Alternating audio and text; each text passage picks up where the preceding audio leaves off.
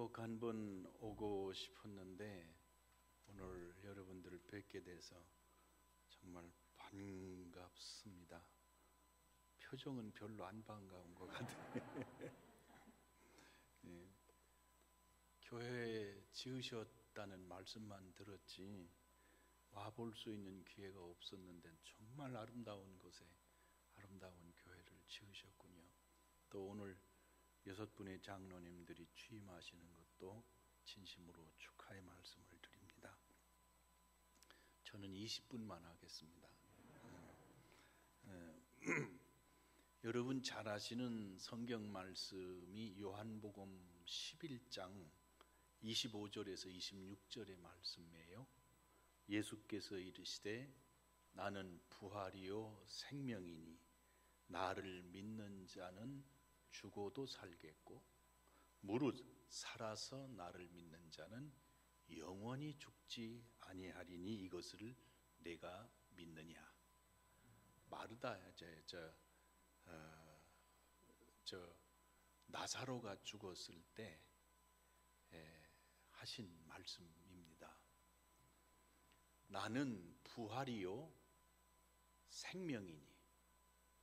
이 말씀은 부활과 생명을 예수님 자신이 설명하시는 겁니다.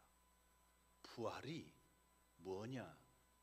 성경에 죽어도 살겠고 이게 부활입니다.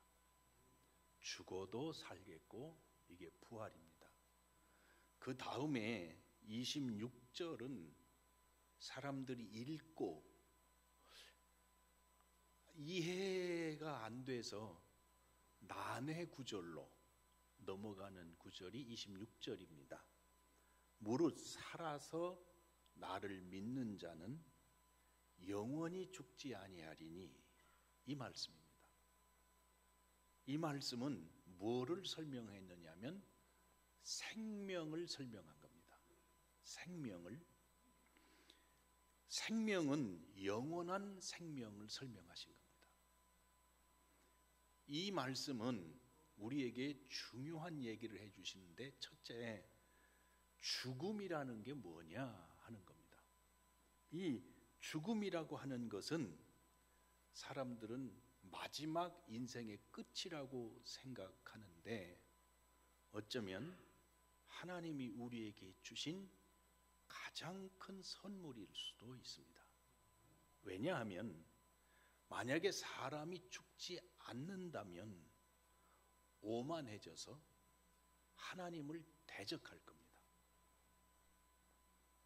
그런 예가 있고 또 죽으면서도 오만해서 자기가 살아있는 신이라고 말하는 자들도 있었습니다. 역사에서. 그래서 모든 교만은 권력의 교만도 지식의 교만도 부의 교만도 죽음 앞에서 무력해집니다. 동시에 죽음 앞에서 나는 인간이구나, 하나님께 대적할 수 없는 존재구나 하는 것을 깨닫도록 해주는 것이 죽음입니다. 그런데 예수님은 우리에게 부활을 주셨어요. 그래서 죽어도 살겠고 하시는 것을 우리에게 주신 것이고 예수님이 그 부활의 첫 열매가 되신 겁니다. 성경은 이 죽음에 대해서 세상 사람들하고 다르게 표현해요. 데살로니가전서 4장 13절 14절에 형제들아 자는 자들의 관하여는 너희가 알지 못함을 우리가 원하지 아니하노니 이는 소망 없는 다른 이와 같이 슬퍼하지 않게 하려 함이라. 우리가 예수께서 죽으셨다가 다시 살아나심을 믿을진데 이와 같이 예수 안에서 자는 자들도 하나님이 그와 함께 데리고 오시리라. 잔다 그랬어요. 잔다는 것은 뭐를 전제하는 거냐면 깬다는 것을 전제하는 겁니다. 그러니까 자지만 다시 깰 것이다. 죽었으나 다시 살겠고 하시는 말씀입니다. 죽어도 살겠고 하시는 말씀입니다. 두 번째, 그러면 무릇 살아서 나를 믿는 자는 영원히 죽지 아니하리라 하는 말씀도 죽음에 대한 이해가 세상 사람과 믿는 사람들이 다릅니다. 예수 안에서 자는 자들에 관하여 그랬습니다. 깬다는 거죠. 그리고 영원히 죽지 아니하리라. 그 영원히 죽지 않는 것은 우리에게 있는 영생의 생명을 가리키는 겁니다. 요한 1서 5장 11절 13절에 또 증거는 이것이니 하나님이 우리에게 영생을 주신 것과 이 생명이 그의 아들 안에 있는 것이니라. 아들이 있는 자에게는 생명이 있고 아들이 없는 자에게는 생명이 없느니라. 내가 하나님의 아들을 믿는 너희에게 이것을 쓰는 것은 요한복음, 요한 1서, 2서, 3서, 요한계시록 5권의 성경을 요한 사도가 쓰면서 이것을 쓰는 것은 너희로 하여금 너희에게 영생이 있음을 알게 하려 합니다. 우리가 복음이 처음 들어올 때 제일 많이 부르고 쉽게 불렀던 찬송이 뭡니까? 요한복음 3장 16절. 하나님이 세상을 이처럼 사랑하사 독생자를 주셨으니 누구든지 저를 믿는 자마다 멸망치 않고 뭘 얻어요? 영생을 얻게 하리 하십니다. 그 영생을 예수님 자신이 설명하신 겁니다. 그러므로 부활과 영생은 동전의 양면처럼 둘이 아니고 하나입니다. 그래서 영원히 산다고 말씀하는 겁니다. 가장 재미있는 말씀이 뭐냐면 마태복음 22장에 있는 말씀이에요. 유대인들의 그룹 중에 바리새인들이 있고 사두개인들이 있어요. 사두개인들은 현실론자들이에요. 현실적으로 볼 때 사람이 죽었다 산다 영생이다 그거는 아니다. 그저 살았을 때 사는 게 맞다. 그 사람들이거든요. 살아있는 동안에 하나님이 은혜를 주신 거 그게 맞다. 그렇게 생각하는 사두개인들은 천사도 부인하고 영도 부인하고 부활도 부인하는 겁니다. 근데 예수님이 오셔서 부활의 말씀을 하니까 대드는 거예요. 대들면서 뭐라고 그랬어요? 한 여자를 7 형제가 결혼했습니다. 유대의 법에 의해서 형이 자식 없이 죽으면 동생이 형수와 결혼해서 또 이렇게 해서 7이 한 여자와 결혼했는데 나중에 천국 가면 이 여자는 누구 아내가 됩니까?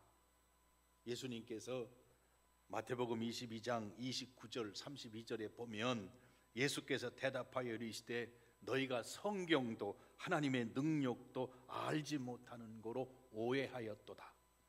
부활 때는 장가도 아니 가고 시집도 아니 가고 하늘에 있는 천사와 같으니라. 예수님이 직접 하셨어요. 결혼 생활은 여기서 끝입니다. 더 이상 없습니다.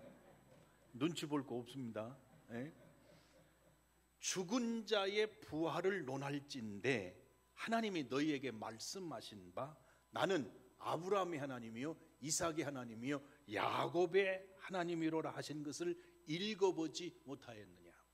하나님은 죽은 자의 하나님이 아니요 살아있는 자의 하나님이시네. 사람들은 지금까지 반복해서 나는 아브라함의 하나님이요 이삭의 하나님이요 야곱의 하나님이라고 하나님이 선포하실 때마다 우리 조상을 얘기하는구나, 역사를 얘기하시는구나 그런 줄 알았어요. 예수님 진짜 말씀하시기를 아니다. 아브라함도 이삭도 야곱도 살아있는 자다. 이 부활의 영원한 생명을 예수님께서 말씀해 주신 겁니다. 그러면 이 부활은 왜 우리에게 말씀해 주셨을까? 핵심이 뭐냐면 나중에 우리가 죽은 다음에 부활이 시작되는 게 아니고 예수 그리스도를 영접했을 때 이미 부활은 시작된 겁니다. 영생은 예수 그리스도를 영접했을 때부터 영생이 시작입니다. 이 신앙, 부활의 신앙을 왜 우리에게 주셨을까? 미래를 위해서 주셨을까? 아닙니다. 지금을 위해서 주셨습니다. 지금 이 세상에 살고 있는 우리 보고 이 부활 신앙을 가지고 자신도 이기고 세상도 이기라고 주신 말씀입니다. 이게 얼마나 놀라운 축복인지 모릅니다. 이 일은 세상 사람은 알 수가 없고 성령도 세상 사람은 알 수도 없다고 그랬어요. 왜 모르느냐? 예수 그리스도를 구세주로 영접한 중생의 체험이 있어야 성령의 함께 하심을 알 수 있고 체험할 수 있고 부활을 알 수 있고 영생을 알 수 있습니다. 그래서 그리스도를 영접하지 못한 세상 사람은 이 벽을 넘을 수도 없습니다.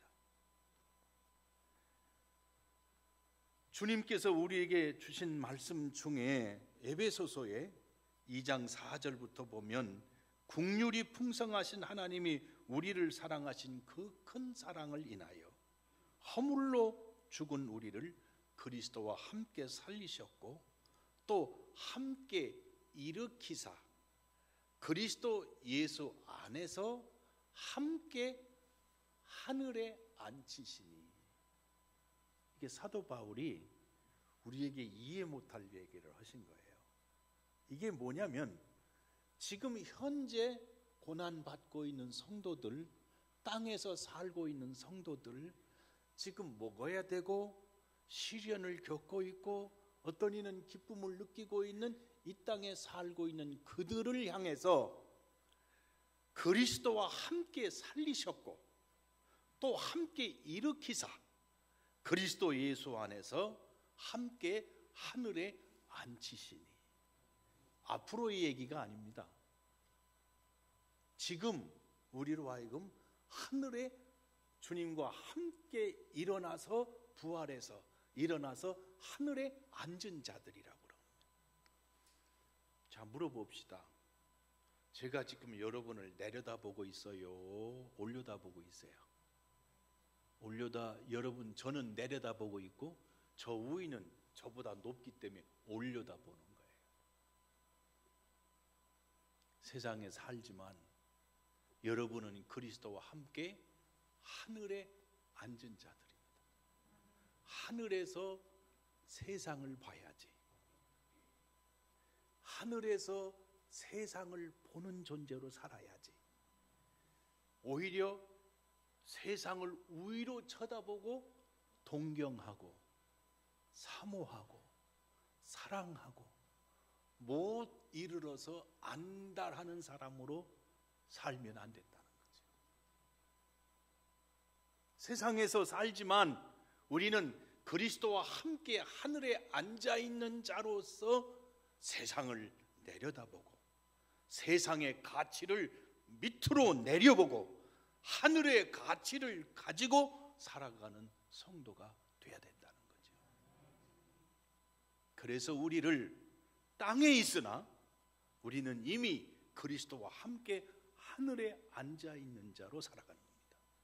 부활도 앞으로 죽은 이후에 다시 살아나는 부활을 경험할 자가 아니고 이미 부활한 자로 세상을 바라보며 살아가도록 이기고 자신을 극복하고 세상을 밑으로 내려다보며 살아가도록 하시기 위해서 부활신앙을 우리에게 주신 겁니다. 부활은. 그래서 나는 부활이요 생명이니 나를 믿는 자는 죽어도 살겠고 무릇 살아서 나를 믿는 자는 영원히 죽지 아니하리니 이것을 내가 믿느냐 그랬습니다.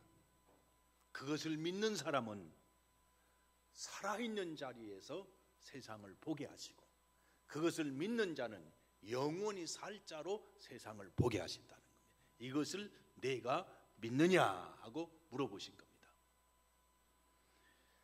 오늘 봉독한 빌립보서의 이 말씀은 이 부활신앙을 기초로 해서 가치를 설명하셨어요.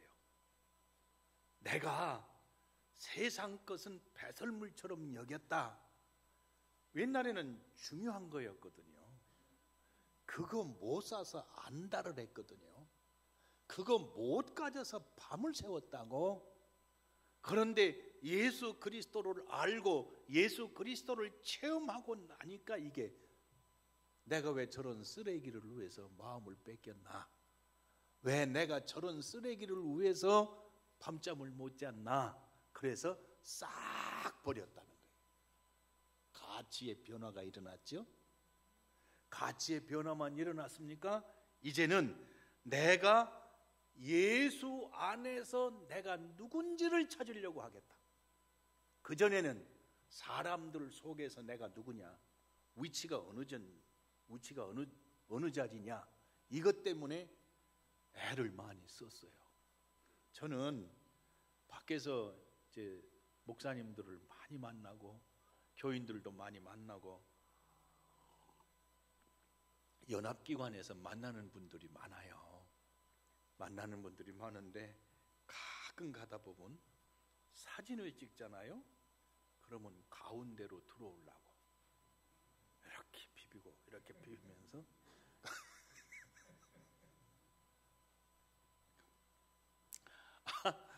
그 비비고 들어오는 그 마음으로 알겠더라고. 어? 그러니까 사람들 속에 내 위치가 어디냐? 어? 내가 무슨 대접을 받고 있느냐? 이게 인간 세상에는 제일 중요한 문제야. 그것 때문에 속이 상하고 뒤집어지고 그랬거든. 그런데 이제 알고 보니 그거는 아무 쓸데없는 것이다. 그래서 이제는 그리스도 안에서 내가 누구냐, 이거를 찾으려고 애쓰고 있다. 그런 말이에요. 그 안에서 발견되려 함이니, 이 말씀이 오늘 얼마나 귀중한 건지 모릅니다. 여러분, 사람들 안에서 내가 누구냐 하는 게 중요할 수도 있지만 주님이 인정하지 않으시면 다 쓸데없어요. 다 쓸데없어요. 저는 감독회장이 되고 나서 언제든지 우리 감리교 모임에 가면 앉으시죠, 가운데 서시죠, 그렇게 자꾸 그렇게 인정하고 세우려고 그래요. 그래서 참 무서워요. 이게 처음에는 아주 불편하다가 시간이 조금씩 가니까 가운데다 안 서주면 저게 버릇 없는데 저거 이렇게 사람이 바뀌어지는 것 같아요. 사람이 망가지고 있는 거예요. 내면적으로 무서운 유혹이 있습니다. 그래서 목사님이 유혹이 많고 장로님들이 유혹이 많고 감독회장은 말할 것도 없이 유혹이 많아요. 욕도 무지하게 먹어요.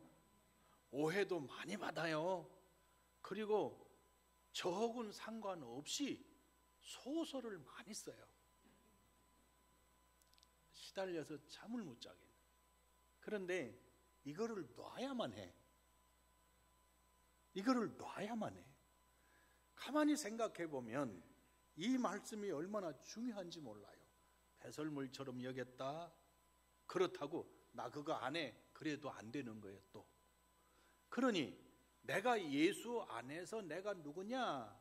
결국은 모든 사람이, 모든 권력이, 모든 부가, 모든 지식의 오만이 죽음을 통해서 하나님 앞에 딱 서게 돼 있는 거예요.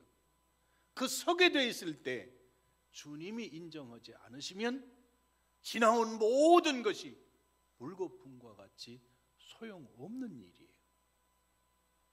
바울 사도가 그것을 깨닫고 이제 10절에 보면 내가 그리스도와 그 부활의 권능과 그 고난에 참여함을 알고자 하여 그의 죽으심을 본받아. 여러분 가진 성경은 읽으면 이게 탁탁 이게 오질 않아요. 사실은 해석을 하면 이렇습니다. 나중에 정신 좀 차리고 들어요. 정신 좀 차리고. 내가 소망하는 것은 바울 사도가 내가 소망하는 것은 그리스도를 알고 그의 부활의 능력을 체험하고 그의 고난에 동참하고 그와 함께 죽음으로 인하여, 이렇게 번역해요. 쉽게 알아들어요. 내가 소망하는 것은 그리스도를 알고 그의 부활의 능력을 체험하고 그의 고난에 동참하고 그와 함께 죽음으로 인해. 그러니까 쉬운 말로 하면 내가 소망하는 것은 뭐냐면 그리스도와 함께 깊이 교제하는 것이다. 주님이 가시는 곳에 나도 가고 주님이 죽으시는 곳에서 나도 죽고 주님과 교제하는 것, 이것이 내가 간절히 바라는 것이다. 11절에 그래서 어떻게 해서든지 죽은 자 가운데서 주님이 부활하신 그 자리에서 나도 부활하기를 바란다, 그런 말씀이에요. 이건 뭐냐면 앞으로 있을 일에 대해서 하는 게 아니고요, 지금 세상에 사는 여기에서, 지금 이 자리에서 그리스도를 알고 그 부활의 능력을 체험하고 그 고난에 동참하고 여기에서 주님과 함께 죽고 여기에서 부활의 삶을 살기를 바란다. 앞으로가 아니고 이 세상에서. 핵심은 이것입니다. 여러분, 지금 주님의 고난에도 함께 하시고 주님의 사명에도 함께 하시고 주님의 부활에도 동참하시기 바랍니다. 그래서 부활에 이르려 하노라. 그리고 그 다음 절에 내가 이미 얻었다 함도 아니요 온전히 이루었다 함도 아니라 오직 내가 그리스도 예수께 잡힌 바 된 그것을 잡으려고 달려가노라. 지금 그런 말씀입니다. 우리 장로님들, 귀한 장로님의 직분을 맡으셨지만은 이제 장로님의 직분을 맡으시면은 욕은 많이 먹어야 됩니다. 욕 안 먹고 대접받으리라 그 생각하면 오해입니다. 저는 목사가 되면 사람들이 다 칭찬할 줄 알았어요. 그런데 쏟아져 오는 욕을 감당할 수가 없어서 갈등이 생겼어요. 착하게만 하면 아무도 욕하지 않고 누군가 인정해 주겠지. 천만의 말씀. 장로님은 왜 세웠냐면 교회의 울타리가 되라고 세워준 겁니다. 비바람이 몰아칠 때 그것을 막고 최전선에서 막으라고 세워주신 거고, 성도들이 어려울 때, 성도들이 비바람을 맞을 때 최전선에서 그걸 막고 그들을 위해 기도하라고 세워주신 거고, 성도들이 오해를 받고 잘못한 게 있어도 최전선에서 그들을 용서하라고 세워주신 거고, 교회를 지키라고 세워주신 울타리입니다. 사도 바울은 무척 맞았습니다. 감옥에 갇혔습니다. 욕 많이 먹었습니다. 매 많이 맞았습니다. 죽을 뻔할 수 없이 겪었습니다. 그러나 그 모든 것은 복음의 사명자로 감당한 거고, 거기에 주님의 복음을 위해서 헌신함으로 부활에 이르려고 하는 사명 때문에 그렇게 된 겁니다. 목회요, 너무너무 어려워요. 강단에 설교하는 것만 보고 목사님 좋은 줄 알고 목사 되려고 그러죠. 그거요, 목회의 10분의 1도 못 보는 거예요. 교인요, 얼마나 별별 교인 많은 줄 알아요? 사람 숫자만큼 다양해요. 느려 터진 사람에다가 한 발짝 앞서가는 사람에다가 불평만 하는 사람에다가 신경 안 쓰는 사람에다가 말도 못하게 많아요. 그 일들은 다 강단에서 맞는 바람이 아니고 강단을 내려갔을 때 맞는 바람으로 다 찾아와요. 성전 건축이라는 것은 성전만 돈만 있어서 건축하는 게 아니고 모든 게 다 합해진 종합예술이 성전 건축이에요. 이 성전을 건축하기까지 쓰라린 어려움들이 얼마나 많으셨겠습니까? 그러나 여러분, 왜 부활에 이르려 하는가? 부활은 모든 절망은 죽음이거든요. 그 죽음과 절망을 무너뜨리는 유일한 것이 부활입니다. 이 부활과 생명은 오직 예수 그리스도 안에 있습니다. 그래서 아들이 있는 자에게는 생명이 있고 아들이 없는 자에게는 생명이 없느니라.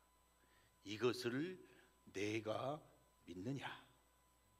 이 믿음을 여러분이 가지셔야 됩니다. 아멘 하시고 부활에 동참하시는 복된 성도가 되시기를 주님의 이름으로 축복합니다. 자비하신 주님, 하나님이 세우신 하나님의 교회입니다. 주님의 몸인 교회입니다. 이 주님의 몸된 교회를 통하여 부활의 능력이 증거되게 해주시고 세워주신 목사님과 장로님들과 온 성도들을 통하여 오늘도 죽음과 절망을 깨뜨리시고 영원한 생명과 부활을 주신 주님이 증거되게 하여 주시옵소서. 예수님 이름으로 기도드리옵나이다. 아멘.